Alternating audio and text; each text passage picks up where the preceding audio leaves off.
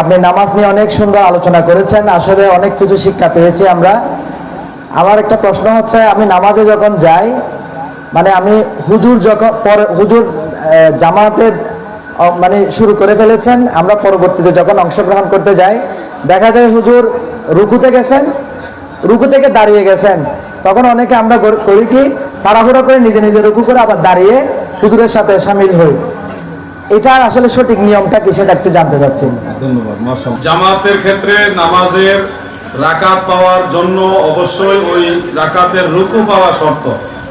সহিহ বুখারীর মধ্যে উল্লেখ আছে, হযরতে আবু বাকরা রাদিয়াল্লাহু আনহু, আবু বকর নয়, হযরতে আবু বাকরা রাদিয়াল্লাহু আনহু থেকে একটা রওয়ায়াত আছে। এই হাদিসগুলি আমার ওই প্রিয় নবীজির সালাত বই আমি নিয়ে আসছি। যে ব্যক্তি রুকু পেল সে রাকাত পেল, এই আলফাজে অনেকগুলো হাদিস আছে। সেই হিসাবে কেউ যদি জামাতে যান, গিয়ে দেখেন ইমাম সাহেব ইতোমধ্যে রুকু থেকে দাঁড়িয়ে গেছেন, তার মানে এই রাকাত আপনার ফৌত হয়ে গেছে। এখন আপনি নিজে নিজে যদি রুকু করেন, এরপরে নিজে নিজে আবার ইমাম সাহেবের সাথে গিয়ে জামাতের ওই সেজদায় গিয়ে শরীক হন, এক্ষেত্রে আপনার ওই রাকাত পাওয়া হবে না। পরে যদি আপনি ইমাম সাহেব ডান দিকে সালাম ফিরাইলো, বাম দিকে সালাম ফিরবার পর আপনি না দাঁড়াইয়া যে রাকাতটা পান না, এটা যদি আপনি আদায় না করেন তাহলে আপনি পুরো নামাজই শেষ। কথা কি বুঝতে পারছেন? রাকাত পেতে হলে রুকু পাওয়া শর্ত, একেবারে সহজে মনে রাখবেন।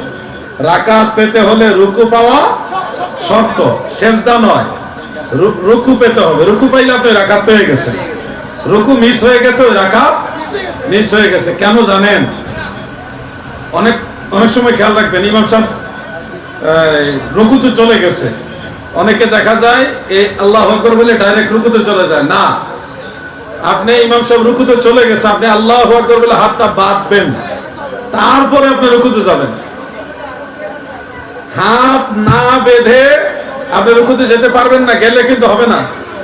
নামাজের 13 ফরজের এক ফরজ বাদ হয়ে যাবে, কিয়াম করা এক ফরজ বাদ হবে, তাকবীরে তাহরিমা বাধা এটা আরেকটা ফরজ, দুইটা ফরজ বাদ হয়ে যাবে। খবরদার, ইমাম সাহেব রুকুতে গেছেন, নামাজে তাড়াহুড়া করবেন না। এক রাকাত ফরজ হইলে হবে, পরে আপনি আদায় করবেন, কিন্তু আল্লাহু আকবার এরপর আপনি সানা পড়ার দরকার নাই। আপনি এই আল্লাহু আকবারে হাত বেঁধেই ইমাম সাহেবের সাথে রুকুতে শামিল হয়ে যাবেন, রাকাত পেয়ে গেছেন। হাত না বেঁধে সরাসরি আল্লাহু আকবার বলে রুকুতে যাওয়া যাবে না। এই হলো ভাইয়ের মাসালা, বুঝতে পারছেন?